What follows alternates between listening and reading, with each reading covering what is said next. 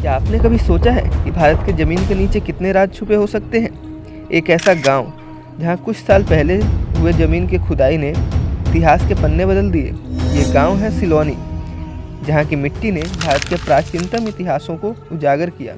उत्तर प्रदेश के बागपत जिले में स्थित एक छोटा सा गांव सिलोनी।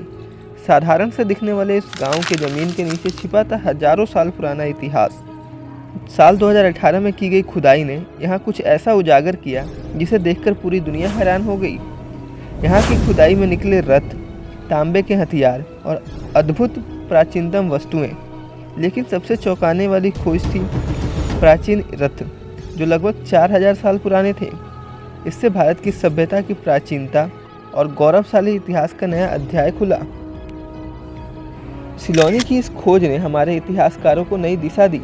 ये साबित हुआ कि भारतीय सभ्यता सिर्फ सिंधु घाटी तक सीमित नहीं है, बल्कि इसके साक्ष्य और भी विस्तृत हैं। इस गांव के ज़मीन के नीचे निकला रथ और तांबे के शस्त्र इस बात का प्रमाण है कि भारत में उस दौर में भी युद्ध और राजा महाराजाओं की परंपरा थी। ये खोज महज एक वैज्ञानिक अनुसंधान नहीं है, बल्कि हमारे इतिहास का वो हिस्सा है जो अब तक अज्ञात था। सिलोनी में मिले रथ और हथियारों ने इस विचार को और भी मजबूत किया कि उस समय की सभ्यता संगठित और सामरिक दृष्टिकोण से बेहद उन्नत थी। रथ की संरचना, उसका डिज़ाइन और उसका महत्व यही दर्शाते हैं कि यह क्षेत्र अपने समय में एक शक्तिशाली और युद्ध कौशल में संपन्न था।